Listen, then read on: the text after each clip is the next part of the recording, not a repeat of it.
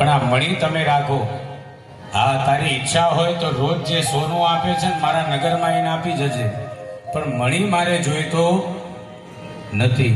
ભગવાને ના લીધો મણી, સત્રાજીત પાસે જ રાખ્યો.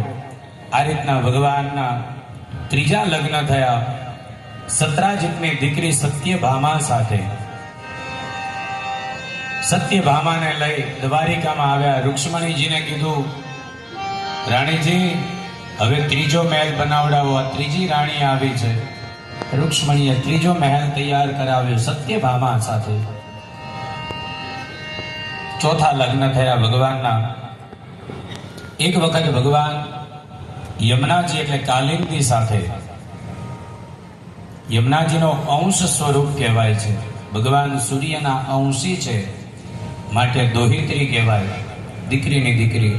કારણ કે યમુનાજી દીકરી છે અને એમના જ અંશમાંથી ઉત્પન્ન થયા છે, એટલા માટે કાલિંદી નામ આપ્યું.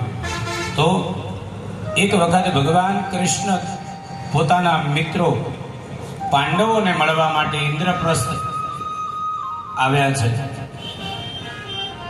ખૂબ સુંદર આગતા સ્વાગતા કરી પાંડવોએ. ત્યારબાદ જમી અને સાંજનો સમય છે. ભગવાન અર્જુનને કહે છે કે અર્જુન, ચાલ આપણે ફરવા જઈએ.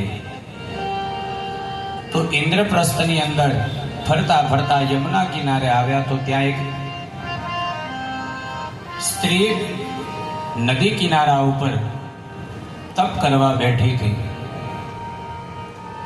ભગવાન કહે છે કે અર્જુન, જા પૂછી આવ, કોણ છે આવી?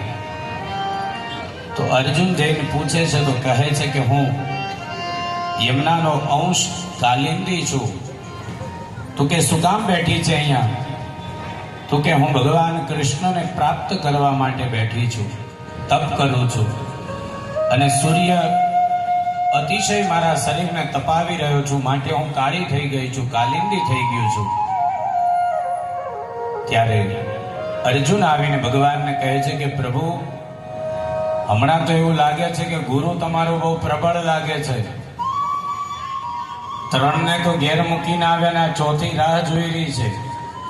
હા, અને જ્યારે ગુરુ બળવાન હોય ત્યારે લગ્ન જલ્દી થઈ જાય. હા, અમારી પાસે પણ કોઈ કુંડળી લઈને આવે ત્યારે અમે કહેતા હોય કે ગુરુ હમણાં રાહ જોડાવશે, અને જો સારો હોય તો અમે કહીએ પ્રયત્ન કરો, અત્યારે આ વર્ષ એમનો યોગો ચાલે છે, જલ્દી થઈ જશે. તો અર્જુન પણ એમ કહે છે કે મહારાજ, ગુરુ બહુ સારો ચાલી રહ્યો છે તમારો, ત્રણ તો થયા ને ચોથી તો તમારી રાહે બેઠી છે. તો કે ચાલો આપણે પણ તૈયાર છીએ, પરિચય કરાવો.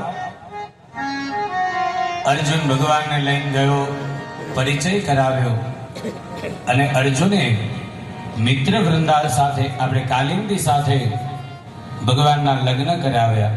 ભગવાનના ચોથા લગ્ન થયા કાલિંદી સાથે, જે સાક્ષાત યમુના સ્વરૂપ ગણવામાં આવે છે. ને યમુના પણ કહેવામાં આવે ને કાલિંદી પણ કહેવામાં આવે છે. બોલીએ યમુના મહારાણી કી જય. ત્યારબાદ ભગવાનના પાછા આવ્યા. રૂક્ષ્મણીને કીધું કે ભાઈ દેવીજી, આ ચોથી આવી, ચોથો મહેલ તૈયાર કરાવો. જો આ રૂક્ષ્મણીજી છે ને બહુ જ ઉત્તમ છે, અને કેવા છે, આ બધા લગ્ન થઈ જાય પછી હું કહીશ કેવા છે. પણ હા, કથા જેવું નહીં કરવો, કારણ કે કાલે મારી પાસે સમય જ નથી.